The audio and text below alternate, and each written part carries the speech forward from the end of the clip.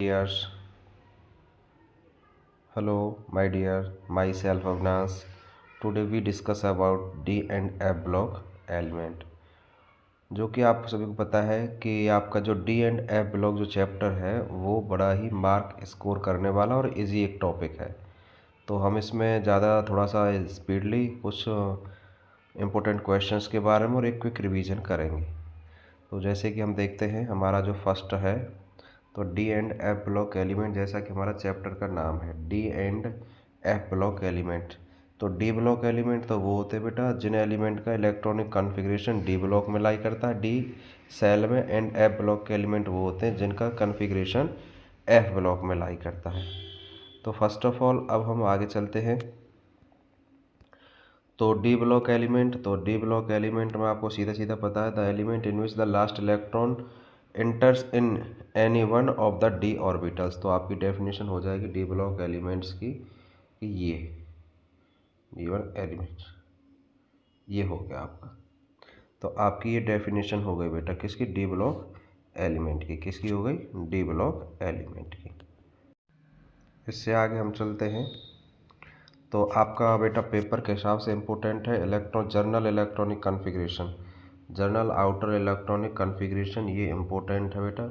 Journal outer electronic configuration इसको आप बार बार याद करें, जो कितना होता है n-d 1 to 10 ns to outer general electronic configuration of d block element in whole d block elements का।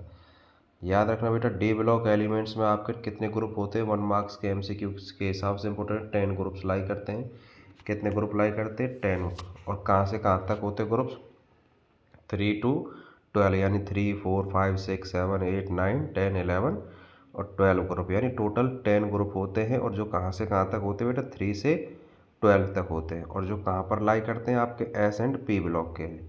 तो ट्रांजिशन एलिमेंट, यानी ट्रांजिशन एलिमेंट किन को कहते हैं बेटा, डी ब्लॉक एलिमेंट को ही ट्रांजिशन के नाम से भी जाना जाता है। डी ब्लॉक एलिमेंट को और क्या कह देते हैं, ट्रांजिशन एलिमेंट कह देते हैं। क्या कह देते हैं, ट्रांजिशन एलिमेंट। किनको, डी ब्लॉक एलिमेंट्स को। तो इसका क्या रहेगा डी ब्लॉक एलिमेंट्स का, an element which has incompletely filled D orbital in its ground state और any of its oxidation state is called transition element. यानी जिनका जो आपका क्या है, ट्रांजिशन एलिमेंट का मतलब क्या है कि वो एलिमेंट जो इनकम्प्लीट फील्ड डी ऑर्बिटल रखते हैं किस किस में, ग्राउंड स्टेट में और एक्साइटेड स्टेट या ऑक्सीडेशन स्टेट में, तो हम ट्रांजिशन एलिमेंट कहते हैं। तो आपसे क्वेश्चन पूछा जा सकता है why d block elements are known as transition element, तो आप कह सकते हैं। तो बेटा आपके जो all transition elements are divided in 4 series. तो एमसीक्यू के लिए याद करना कितनी सीरीज में डिवाइड किया गया है, इन सभी को 4 सीरीज में आपका डिवाइड किया गया। तो फर्स्ट सीरीज या third 3D transition series, first या 3D, सेकंड होती है बेटा 4D, एंड आपका 5th D एंड 6D। ये 4 ट्रांजिशन सीरीज है, यानी first second third fourth. But इतना याद रखना, अभी डी लिखा हुआ बेटा 3D, तो इसका मतलब है कि जो 3D यानी उनका आउटर मोड इलेक्ट्रॉनिक जो कॉन्फ़िगरेशन रहेगा वो 3D में ही कंप्लीट हो जाएगा, इनका 4D में, इनका 5D में, इनका 6D में। तो नेक्स्ट आगे चलते हैं। अब देखो बेटा इंपॉर्टेंट क्वेश्चंस है आपका और बोर्ड एग्जाम में पूछ लिया जाता है और इजी क्वेश्चंस है यहाँ भी। Zinc cadmium and mercury, zinc cadmium and mercury have full, आपका क्या है, filled D10 configuration in their ground state as well as in common oxidation, though hence they are not regarded as transition element. तो MCQ के लिए तो ये हो गया बेटा कौन से ट्रांजिशन एलिमेंट है जिन्हें हम आपका क्या नहीं कहते हैं, ट्रांजिशन कंसीडर नहीं करते, तो उनके एग्जाम्पल दो। तो जिंक कैडमियम एंड मरकरी हो गया। और आपसे पूछा जा सकता है कि give the example of transition element which have fulfilled D configuration, तो zinc cadmium and mercury. And और क्वेश्चंस क्या पूछा जा सकता है कि which transition element not regarded as transition element, तो कौन से ट्रांजिशन एलिमेंट हैं जिनको, कौन से डी ब्लॉक एलिमेंट है जिनको ट्रांजिशन एलिमेंट कंसीडर नहीं किया जा जाता, जिंक कैडमियम एंड मरकरी। तो ये कि तो 3-4 से क्वेश्चन यहाँ से इनसे मिल के बनते हैं, ये वाले वर्ड से। ये वाला टॉपिक आपका पेपर के हिसाब से टॉपिक रहेगा इम्पोर्टेंट, ये वाला। इससे आगे चलते हैं बेटा, इससे आगे है journal property of d block element. तो बेटा ये जर्नल प्रॉपर्टी अपने आप में एक क्वेश्चन से एमसीक्यू भी है। तो अब आपका पहला आपका जर्नल प्रॉपर्टियों में हो गया क्या बेटा, आपका जर्नल प्रॉपर्टी में हो गई आपकी all transition elements have metallic structures. तो कैसे स्ट्रक्चर रखते हैं, मेटालिक स्ट्रक्चर रखते हैं। कैसे स्ट्रक्चर रखते हैं, मेटालिक स्ट्रक्चर रखते हैं। तो मेटालिक स्ट्रक्चर में अब आपको समझ में आ गया कि all transition elements have metallic structure except mercury. Metallic structure तुम जानो, जैसे हम मेटल वर्ड सुनते हैं तो हमारे दिमाग में आता है एक सॉलिड स्ट्रक्चर, बट आपका क्या है कि आपका जो मरकरी है वो क्या है, एक लिक्विड है। क्या है, लिक्विड है। तो अब यहाँ से मरकरी को लेके एक क्वेश्चन बन गया, किसको लेके, मरकरी को लेके क्वेश्चन बन गया कि आपसे पूछ सकता है give one example of A D block element which found in liquid state. तो वो आपका डी आपका यानी क्या हो जाएगा, मरकरी हो जाएगा। नेक्स्ट आगे चलते हैं बेटा, आपका मेल्टिंग एंड बॉइलिंग पॉइंट।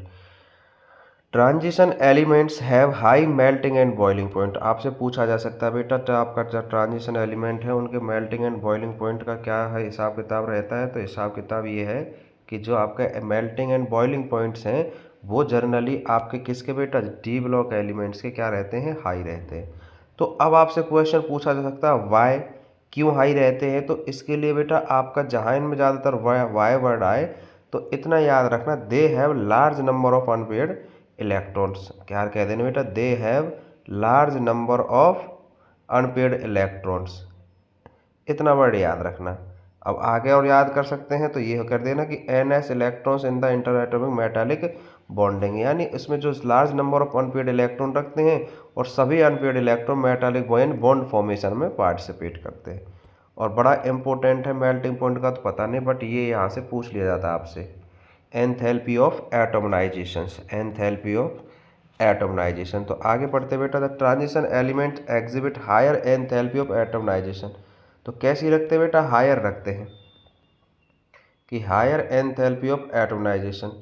तो इसी को लेके आपसे क्वेश्चन पूछ लिया जाता है कि why the transition elements have higher enthalpy of atomisation, कि आपके जो ट्रांजिशन एलिमेंट है वो एंथैल्पी ऑफ एटोमनाइजेशन हाई क्यों रखते हैं। तो आपका आंसर क्या रहेगा, because transition elements have large number of unpaired electrons, have stronger in tetra atomic interaction, यानी आपका and has stronger bonding between them, यानी लार्ज नंबर ऑफ अनपेयर्ड रखते हैं। तो जब large number of unpaired electron रखेंगे बेटा सभी के सभी क्या करेंगे, बॉन्ड फॉर्मेशन में पार्टिसिपेट करेंगे और बॉन्ड कैसे बनाएंगे, स्ट्रॉन्ग बॉन्ड बनाएंगे। तो नेक्स्ट बेटा एटॉमिक एंड आयोनिक रेडियाई का क्या है, एटॉमिक एंड आयोनिक रेडियाई का कॉन्सेप्ट है, एटॉमिक एंड आयोनिक रेडियाई। तो एटॉमिक एंड आयोनिक रेडियाई के केस में बेटा they is increase in atomic and ionic radii when we move from 3 to 4D series, but 5D series element are almost the same as the 4D series due to the lanthanoid contractions. तो बेटा अब यही एक इसी line में एक बड़ा important question बन गया, इसी लाइन में एक बड़ा इंपॉर्टेंट क्वेश्चन बन गया। आपने देखा कि जो आपका इन आपका क्या था, increase in atomic and ionic radii when we move from 3D to 4D series, यानी कहने का मतलब है कि हम जब बेटा इस तरीके से, यानी ऊपर वाली 3D है, फिर उसके वाली 4D है, फिर उसके वाली क्या है 5D, अगर ऐसे ऊपर से नीचे आएंगे यानी ग्रुप में ऊपर से नीचे आएंगे तो हमारी एटॉमिक एंड आयोनिक रेडियाई क्या करेगी, इंक्रीज करेगी। उसका कारण क्या है कि नंबर आपका एटॉमिक नंबर क्या करेगा, इंक्रीज करेगा। क्या करेगा, एटॉमिक नंबर इंक्रीज करेगा। एटॉमिक नंबर के साथ साथ और क्या इंक्रीज करेगा बेटा आपका, जब एटॉमिक नंबर इंक्रीज कर रहा है तो इसका मतलब क्या है, साइज भी इंक्रीज करेगा, और साइज इंक्रीज करेगा तो नंबर ऑफ इलेक्ट्रॉन भी बढ़ेंगे। क्या बढ़ेंगे, नंबर ऑफ इलेक्ट्रॉन भी बढ़ेंगे। बट अब आपका क्या है कि आपका 3D, यानी आपने क्या देखा यहाँ पर, जो आपकी 3D है उससे ग्रेटर हो जाएगी 4D की, बट 4D एंड 5D क्या है, similar atomic and ionic radii रखते हैं। उसका रीजन आपसे पूछा जा सकता है, why the 3D and 5D series elements have, तो उसका रीजन क्या है, due to the lanthanoid, due to lanthanoid contraction. उसके बाद ज़्यादा आपको कुछ कहना नहीं है, एक नंबर से ज़्यादा बड़ा क्वेश्चन इससे नहीं पूछा जाएगा यहाँ से। नेक्स्ट आगे चलते बेटा, डेंसिटी, किसके बारे में बात करते हैं, डेंसिटी। तो डेंसिटी के बारे में बात करते हैं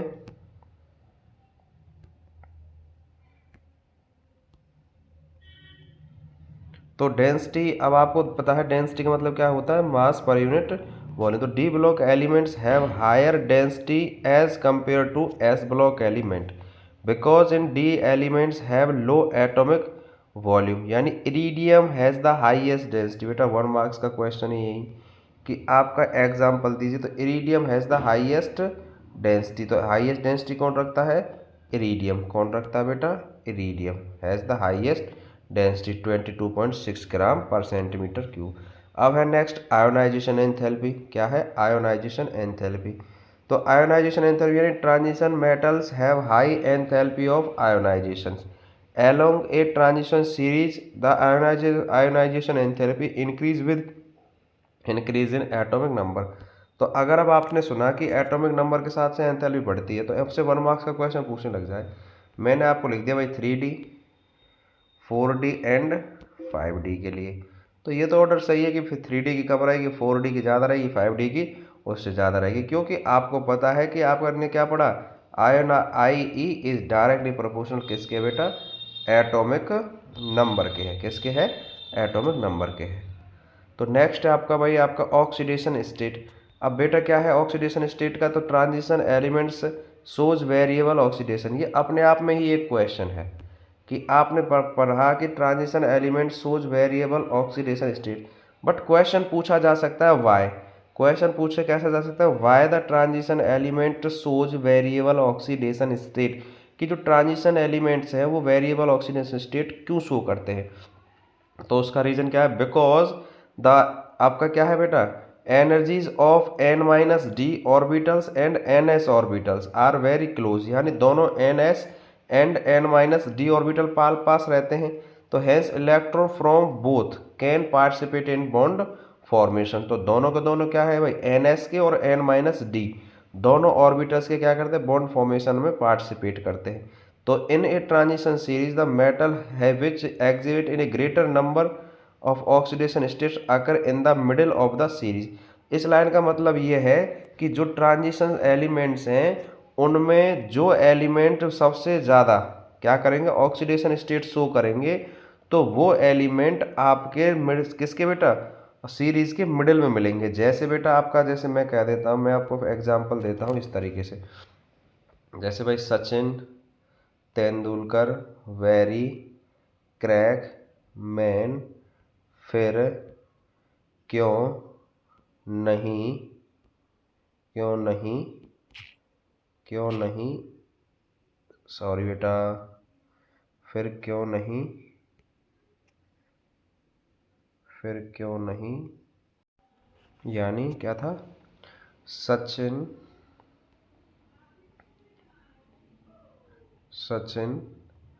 तेंदुलकर वेरी क्रैक मैन, फिर क्यों नहीं कप जीता जेटन। तो आप क्या देखते हैं बेटा, आपका जो मैग्नीज है यहाँ पर कौन सा है, जो मैग्नीज है वो सबसे ज़्यादा क्या रखता है, हायर ऑक्सीडेशन स्टेट रखता है। कौन रखता है, मैग्नीज।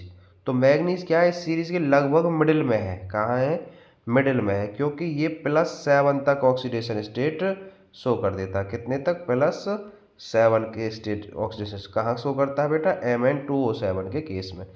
तो नेक्स्ट बेटा आपका in the oxide of the lowest oxidation state like MnO, तो कितना है बेटा, +2 ion bonds are form. These oxides are soluble in water, give OH ions and they are basic in nature. तो ये हो गया। आगे चलते हैं, in the oxide of higher oxidation state. तो अब आपसे पूछ सकता है कि भाई मैग, आपका यही आपसे क्वेश्चन है बेटा दोनों में, कि आपका जो मैग्नीज है, मैग्नीज किसके केस में, MnO2 मैग्नीशियम ऑक्साइड के केस में यहाँ, और इधर इस वाले में पर ऑक्साइड के केस में MnO2 के केस में। यहाँ तो +2 ऑक्सीडेशन स्टेट शो करता है, जबकि यहाँ पर +7 ऑक्सीडेशन स्टेट शो करता है। ये वाला बेसिक कैरेक्टर है और ये वाला क्या है, एसिडिक कैरेक्टर है। तो देखो आगे, the oxides in higher oxidation state like Mn2O7 covalent bonds are formed and oxide get hydrolyse in water forming acid. अब बेटा मैग्नेटिक प्रॉपर्टी, तो transition metals contains unpaired electron in the n-d orbitals therefore most of transition metals ions and their compounds are paramagnetic. अब बेटा यहाँ पर सीधा सीधा याद रख लो कि आपके दिमाग में दो वर्ड याद रखो, डायामैग्नेटिक, डायामैग्नेटिक और पैरामैग्नेटिक, और पैरामैग्नेटिक, डायामैग्नेटिक और पैरामैग्नेटिक। डायामैग्नेटिक क्या होते हैं बेटा? जिनमें अनपेयर्ड इलेक्ट्रॉन नहीं होते, और जिनमें अनपेयर्ड इलेक्ट्रॉन रहेंगे वो पैरामैग्नेटिक है। इस तरीके से याद रखना। जिनके केस में आपको क्या दिख जाए, अनपेयर्ड इलेक्ट्रॉन दिख जाए, वो तो है आपका पैरामैग्नेटिक, और जहाँ पर अनपेयर्ड इलेक्ट्रॉन ना दिखें उसे कहते हैं हम पैरामैग्नेटिक। तो यहाँ बेटा आपका क्या है, ये इस फॉर्मूला है मैग्नेटिक मोमेंटम निकालने का आपका, mu is equal to n+2। तो n है बेटा आपका नंबर ऑफ अनपेयर्ड इलेक्ट्रॉनों की संख्या यहाँ पर आपको रखनी है, तो उसका आपको निकल जाएगा। अब कैटालिस्ट, कैटालिस्ट की तरह कैसे काम करते हैं, यानी यहाँ पर कैटालिस्ट को मैंने बताया है कि वो सब्सटेंस होते हैं जो किसी रिएक्शन में क्या करते हैं, पार्टिसिपेट करते हैं, और का रिएक्शन कंप्लीट होने पर उससे बिल्कुल अलग हो जाते हैं। तो transition metals and their many compounds act as good due to the, अब उसका रीजन क्या है, आपसे क्वेश्चन यही पूछा जा सकता है बेटा।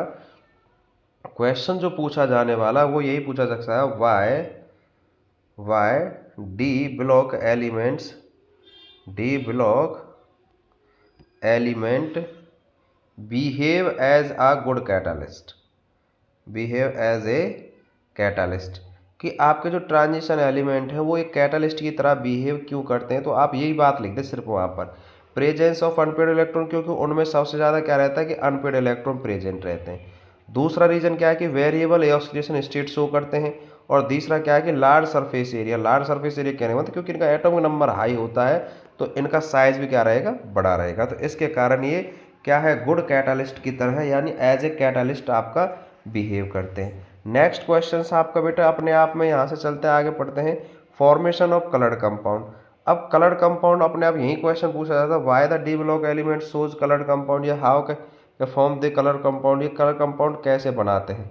तो ये भी तो अपने आप में क्वेश्चन हो जाएगा।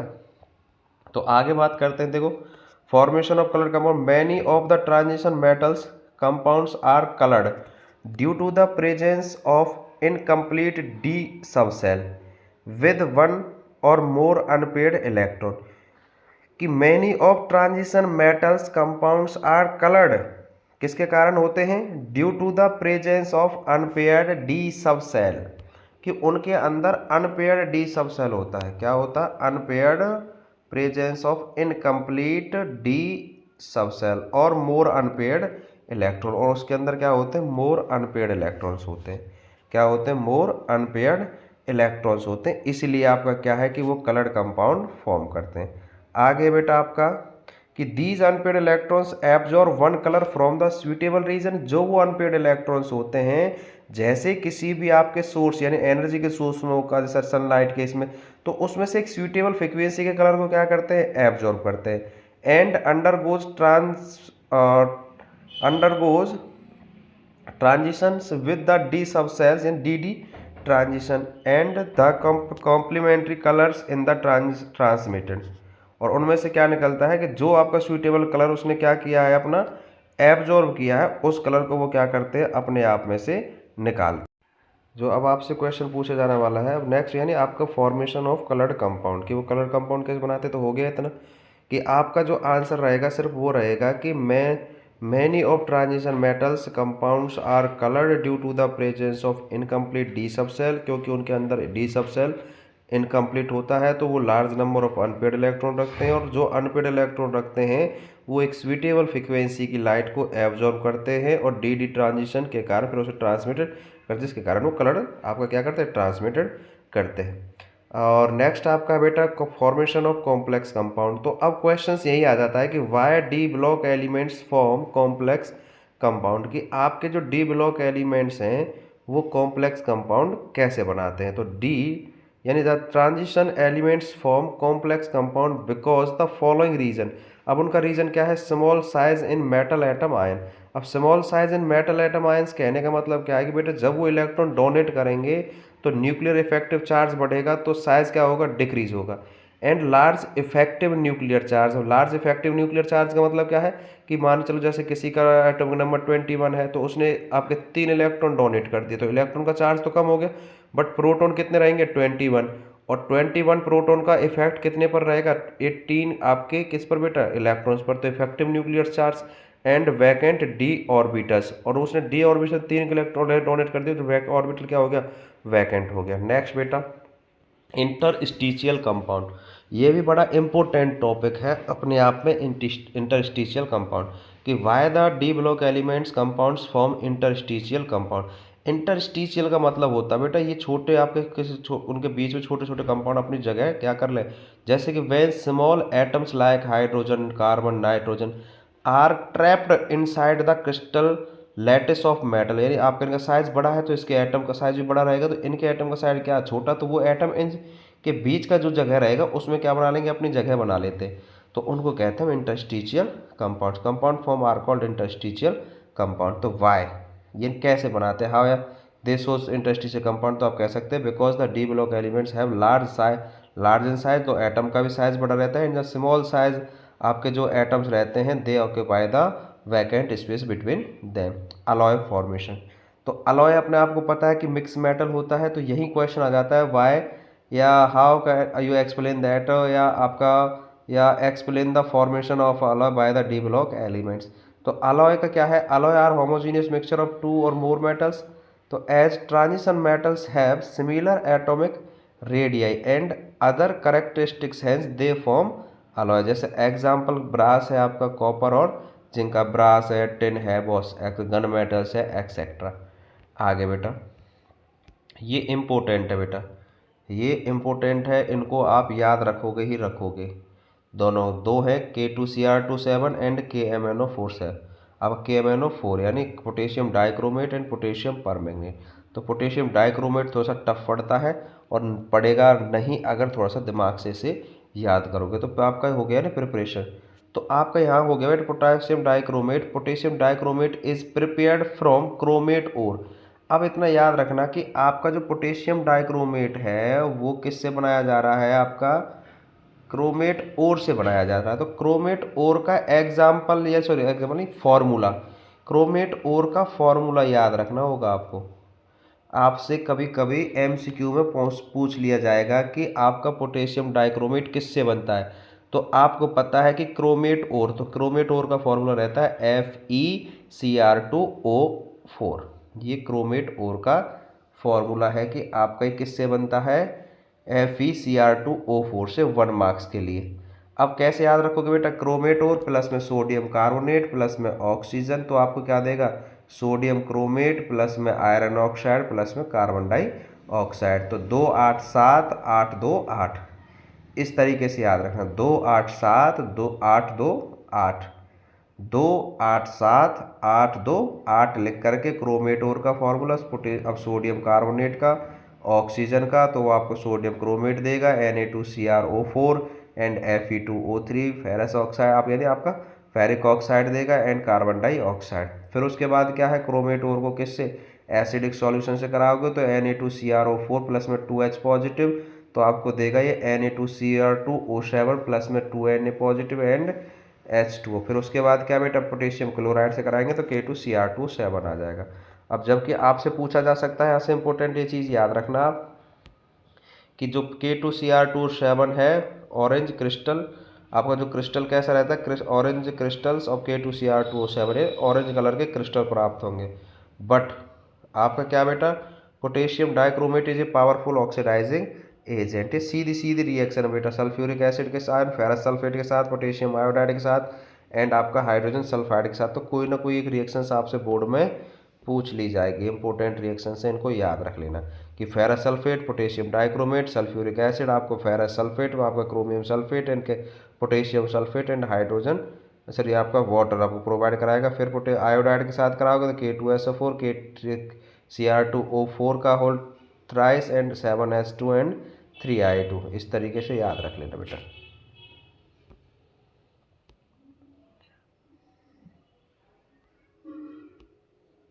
तो नेक्स्ट आगे चलते हैं।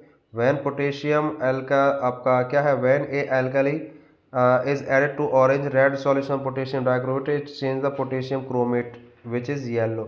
पोटेशियम क्रोमेट में किसमें बदल जाता है बेटा? पोटेशियम क्रोमेट में। तो इसको कहते हैं आपका, ये सीधा सीधा याद रखना, इसका कैसा कलर होता है पोटेशियम क्रोमेट का? येलो कलर होता है। कैसा होता है? K2CrO4 कैसा कलर होता है? येलो कलर होता है।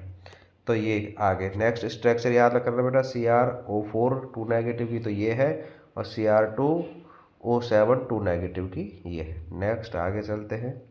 क्रोमाइल क्लोराइड टेस्ट इम्पोर्टेंट है हरियाणा बोर्ड के लिए। Chromyl chloride test, chromyl chloride test on heating potassium dichromate with the chromide यानी chloride and concentrated sulphuric acid, reddish brown vapour of chromyl chloride are obtain.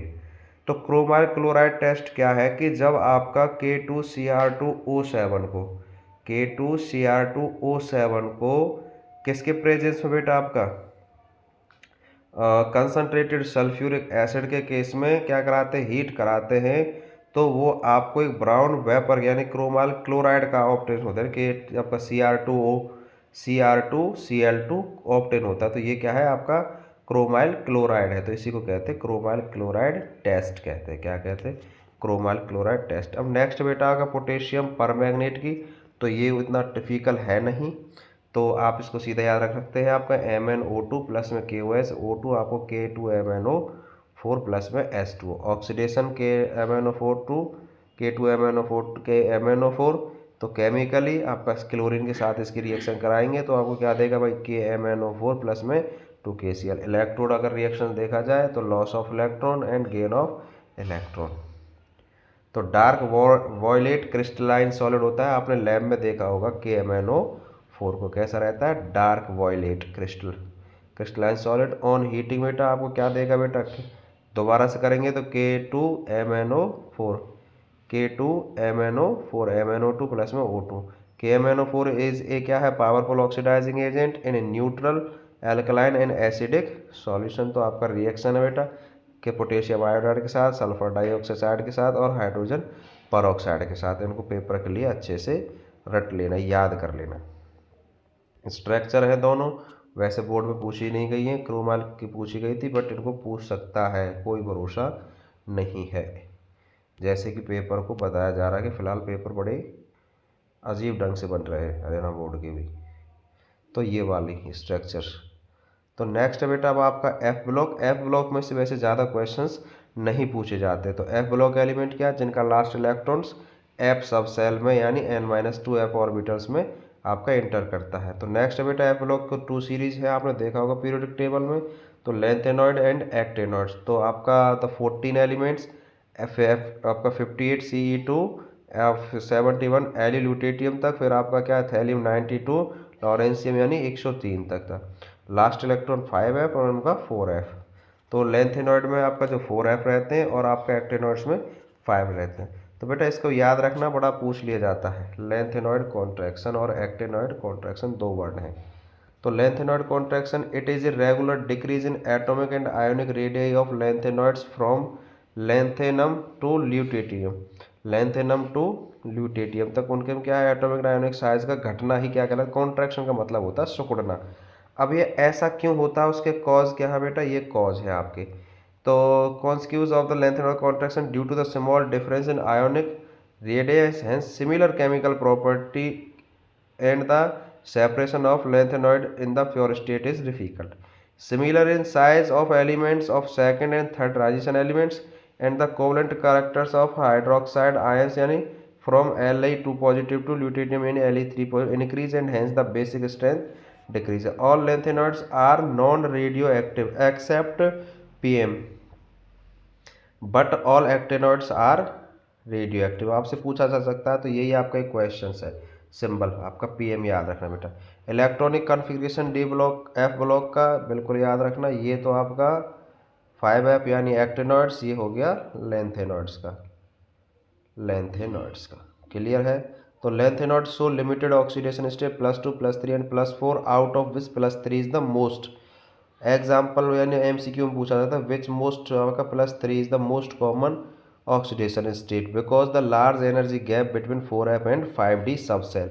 तो आपसे पूछा जा सकता है कि lanthanoid shows commonly +3 oxidation state why. तो because of large energy gap between 4f and 5d subcell, whereas actinide shows the large number of oxidation state because of small energy gap between 5s, 6s and 7s orbitals। तो इतना याद रख लेना।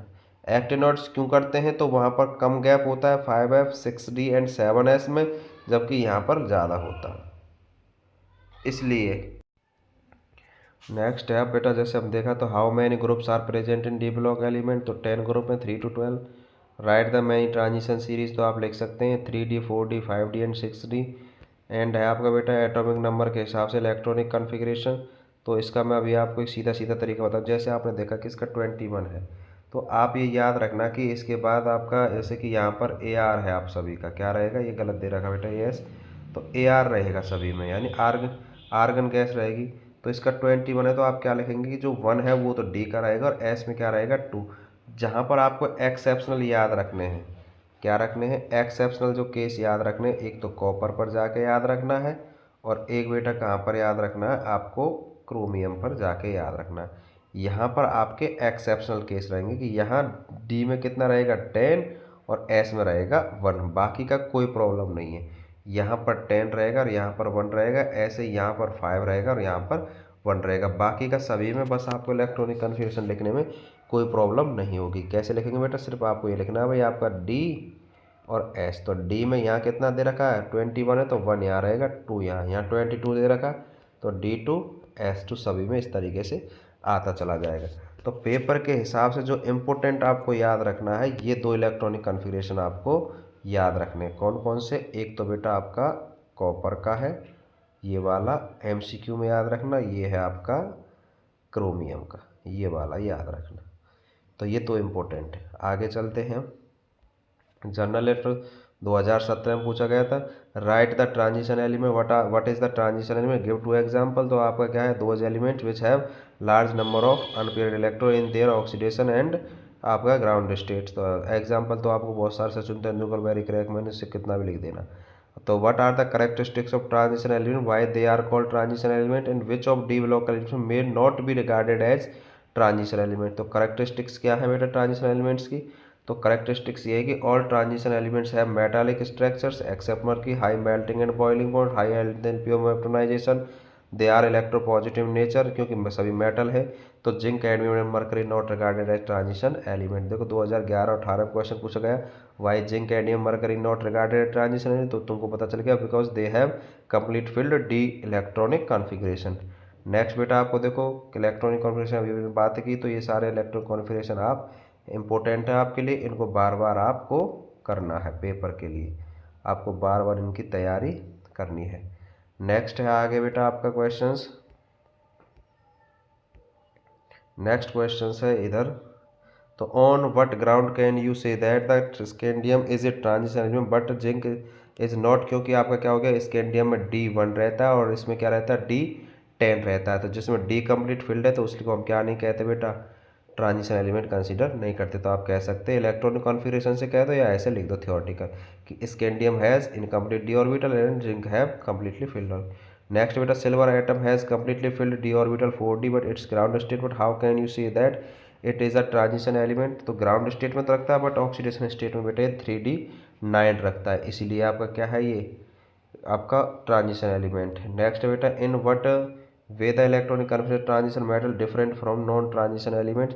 तो जो non transition element बस हम transition element किन्हें कहते हैं, जिनमें डी आपका सबसेल वैकेंट हो, बाकी के में डी ऑर्बिटल सबसेल वैकेंट नहीं होगा। यानी जो डी के हैं वही तो डी के कहे जा सकते हैं, एस के कहे जाएंगे, पी के कहे जाएंगे, एफ के कहे जाएंगे। तो बेटा जो डी के नहीं है तो उनको हम ट्रांजिशन नहीं कह सकते। देखो दोबारा से इंपॉर्टेंट है, इनको कर लेना बेटा, एक्सेप्शनल है। नेक्स्ट है बेटा what is the reason transition matter high melting and boiling point. तो large number of unpaid electrons, आपको वही पता था, energy gap between NS and N-D बहुत स्मॉल होता है। What are the trend of melting point of transition matter है when we move left to right in the series. The on moving left to right in the series the melting point of these metal rise at to maximum 3d5 तक, middle तक, फिर उसके बाद घटना है। Fall as the atomic number increases, क्योंकि nuclear effective charge बढ़ना start कर देगा। नेक्स्ट बेटा, why do transition element exit higher enthalpy of atomisation, तो वही same to same, because transition elements have large number of unpaid electrons and they have strong interactions. Next बेटा आपका, the scandium 21 है, zinc 30, enthalpy of transition of zinc is the lowest, because क्योंकि ये आपको 3D complete fill कर दिया, जबकि यहाँ पर वैकेंट होता है तो यहाँ पर बॉन्ड स्ट्रॉन्ग रहेगा। अनपेड इलेक्ट्रॉन और आउटर इलेक्ट्रॉन कंसीडर ना, hence inter bonding is weakest, किस बेटा डी वाले में। नेक्स्ट बेटा FeCO(Ni), तो इसको बेटा बार बार क्वेश्चंस को पढ़ना, ये आपका कंसेप्चुअल क्वेश्चंस है ये वाला, कि आपका FeCO(Ni) आर नियरली सेम, तो मैंने अभी थोड़ी देर पहले बात की थी, या atomic size of 3D series elements from chromium to copper is almost is the same, give reason, तो इसके बारे में याद रखना। When we move from left to right in the 3D series, the nuclear charge increases, which decrease the size, but addition of electron in d subshell increase the screening effect। अब screening effect का मैंने आपको पढ़ाया है कि screening effect क्या है। जैसे मान चलो बेटा आपके पास ये आपका न्यूक्लियस हो गया, उसके बाद ये आपका एक हो गया, इसके बाद एक ये हो गया आपका, उसके बाद जैसे कि एक ये हो गया, ये मान लिया हमने इस तरीके से। अब हम क्या कहते हैं कि हमने देखा कि ये अंदर वाला हो गया, ये तो बाहर वाला हो गया, अब ये डी है और ये हो गया एस अपना, और एक क्या रहेगा एस इसके बाहर रहेगा, तो ये अंदर वाले जो इलेक्ट्रॉन्स रहेंगे उनको ये डी वाला, ये डी इलेक्ट्रॉन्स अगर कंप्लीटली फिल्ड हो गया तो इस वाले को किसी को बेटा पार्टिसिपेट नहीं करने देता, बॉन्ड फॉर्मेशन में पार्टिसिपेट करने नहीं देगा, तो ये एज ए स्क्रीन की तरह काम करेंगे, यानी फोल्डिंग की तरह काम करेंगे ये वाले आउटर है, तो इसको कहते हैं स्क्रीनिंग इफेक्ट। ठीक है बेटा, तो नेक्स्ट है आपका कि आपका ये क्या कहता है कि तो balancing the effect increase in nuclear charge and hence the atomic size of Cr and CO almost same. Next question है बेटा आपका, विच मेटल्स हैज़ हाईएस्ट डेंसिटी, तो अभी हमने बताया था, वहाँ मैंने टिक भी कराया था, iridium slightly more than osmium, वैसे ऑस्मियम भी करेक्ट आपका मान लिया जाता है, दोनों में से कोई भी दोनों लिख देना। जिससे कि इनर्ट पेयर इफेक्ट क्या है था, inert pair effect is the tendency of electron in the outer outer most atomic s orbital to remains unionised and unshared in compound of post transition metals, the inert pair effect is the most shown by the 15 and 17 group of element। inert pair effect, inert pair effect का मतलब as a screening effect की तरह बेटा आपका क्या है कि आपका उससे आगे, यानी inert pair effect is the tendency of electron in the outermost atomic s orbital to remains unionise या अनसेरियन, वो पार्टिसिपेट ही नहीं करते बॉन्ड फॉर्मेशन में, तो इसी को क्या कहते हैं बेटा, अंदर वालों को पार्टिसिपेट नहीं करने देते बॉन्ड फॉर्मेशन, यही आपका इनर्ट पेयर इफेक्ट है। नेक्स्ट बेटा क्वेश्चन, तो आयोनाइजेशन एंथैल्पी के बारे में आपसे पूछा जाता है, तो क्वेश्चन यही है कि why the high enthalpy of ionisation, इसके बारे में सबसे ज़्यादा आपसे क्वेश्चन पूछा जा सकता है। ये क्वेश्चन हो गया बेटा, how would you account the irregular variation of ionisation enthalpy first and second in the first series of transition element, तो Cr first ionization enthalpy of Cr because loss of electron gives Cr as a stable configuration 3d5 and zinc has very high first ionization enthalpy because it is difficult to remove electron from 4s orbital and stable configuration 3d4s2, ये याद रखना, वो जल्दी show कर देता और ये late करेगा। तो Y do transition element so variable state oxidation state, सीधा सीधा आंसर है कि भाई आपका large number of unpaired electrons रखते हैं। आपका name the transition which do not exist variable oxidation state, तो बेटा स्कैंडियम 1 मार्क्स के MCQ के लिए भी याद रखना कि स्कैंडियम SC क्यों नहीं करता, क्योंकि इसके +3 के सिवा नहीं करता, उसके बाद स्टेबल हो जाता है। आपका नेक्स्ट बेटा, विच of the 3D transition which largest oxidation, manganese मैंने बताया प्लस से +7 तक, तो मैक्सिमम कितना +7 और मिनिमम +2 तक। Why are Mn2 positive compound more stable than Fe towards oxidation to their +3 state, तो in its because Mn2 positive has 3d5 configuration which is half filled and hence stable for 3d ionization enthalpy is very high as compared to किसके 3d Fe2 positive because उसका electron configuration कितना होता है 3d6, तो वो एक electron दे देगा, तो फिर वो जाके वहाँ हो जाएगा।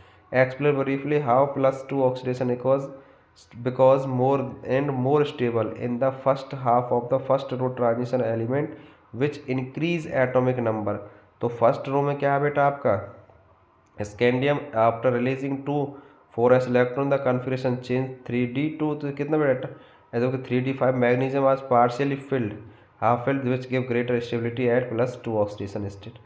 नेक्स्ट जो क्वेश्चन है बेटा आपका यहाँ से इसका बेटा electronic configuration of oxidation state देख लेना, ये वाला क्वेश्चन थोड़ा सा क्वेश्चन है which metal in the first series of transition metal exit +1 oxidation state most frequently and why. बेटा कॉपर, इसको याद रख लेना, इसको आप याद रखना। 32वां क्वेश्चन है जो विच metal in the first series of transition metal से +1 ऑक्सीडेशन, तो कॉपर बिकॉज दिस कॉन्फ़िगरेशन कितना होता है बेटा 3d10 4s1 after losing of 1 electron its gets stable configuration 3d10। Next बेटा उसके आगे how is the variability in oxidation state of transition metal different from the non transition metals listed the example. The oxidation state of transition elements very +1 to any higher oxidation state by 1। तो for example oxidation of manganese +2 +3 +4 +5 +6 +7 in the non-transition elements variable oxidation selectively always different by 2 +2 +4 and +3 +5 +4 +6। Next बेटा आपका why manganese exhibits the higher oxidation state +2, तो Mn in the all +7 electrons of 3d and 4s participate in bond formation. Next question बेटा Cr Mn2Fe and the subsequent Mn3 positive ions 3d series of element the 4d 5d generally do not form stable electronic species। The give reason in the 4d and 5d series metal higher oxidation states are most stable and in higher oxidation states most covalent bonds are formed thereby they do not form cationic species, वो covalent bond बनाते हैं। तो Cr2 reducing and Mn3 oxidizing both have 4d configuration। तो Cr2 है तो बेटा reduce because after the loss of one electron its configuration change from 4d to 3d and the latter having the half filled T2g orbitals। यानी next unit में आपको पढ़ेंगे coordination compound में। तो Mn3 positive it's oxidizing because after taking one electron from configuration change to 5d यानी Mn3 to Mn2 configuration which is extra stable. तो बेटा ये वाला याद रखेंगे। क्वेश्चंस तो यहाँ से नहीं पूछा गया बट ये वाला आप याद रख सकते हैं। Why is the E0 value of the Mn3 तो couples which more positive than that of Cr2 positive Fe2 positive, तो मच मोर आपका positive E0 value of Mn3 means that Mn2 is such more stable than Mn3 because configuration यानी 3d5 which is stronger Cr2 is stronger reducing agent than Fe। Reduce का मतलब क्या होता है बेटा, reducing agent का मतलब कि जो इलेक्ट्रॉन जल्दी से लॉस करे, तो वो लॉस करेगा तो loss of electron oxidation and behave किसकी तरह करेगा, रिड्यूसिंग एजेंट की तरह। तो 10वीं क्लास में उन्हें पढ़ा हुआ है। नेक्स्ट बेटा stability in higher oxidation state, तो why is the higher oxidation state of metal exhibit its oxide and fluoride only because of small size and high electronegativity of OF O and F can oxidize the metal from the highest oxidation state। तो बेटा ये questions देखना थोड़ा सा sorry बेटा। आगे है questions, ये वाले इंपॉर्टेंट क्वेश्चंस हो सकता है आपके बोर्ड एग्जाम को देखते हुए कि explain why Cu positive ions is most stable in aqueous solution and what is meant by disproportionation. बेटा इसको बिल्कुल अच्छे से पढ़ना। डिस्प्रपोर्शनेशन जिसमें क्या होता है, ऑक्सीडेशन एंड रिडक्शन दोनों साथ साथ होते हैं।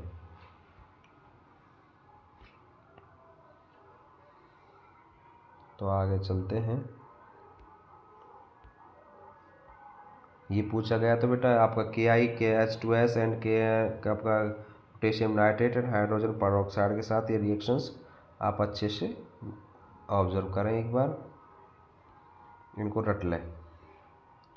ऐसे ही ये हो गया आपका इनर ट्रांजिशन एलिमेंट्स यानी F ब्लॉक एलिमेंट को। तो लेंथ एनोड कॉन्ट्रैक्शन इसके बारे में हमने बात कर ली है। वैसे कौन सी कि भाई कैसे बनाते हैं, length anode contraction and act anode contractions दोनों इम्पोर्टेंट है।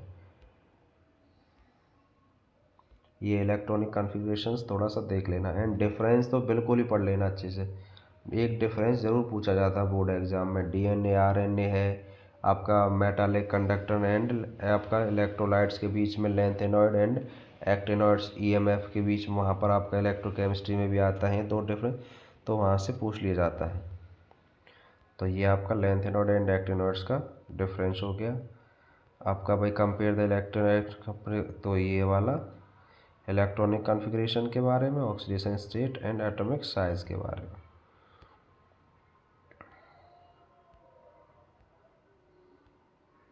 Chemical right the use of lanthanoid and actinoids. ये बेटा आपके थोड़े से एमसीक्यू हैं। तो journal electronic configuration of d block element तो तुमको दिख ही रहा होगा सीधा सीधा, n-d 1 to 10 ns2 and which element does not show variable oxidation, तो स्कैंडियम।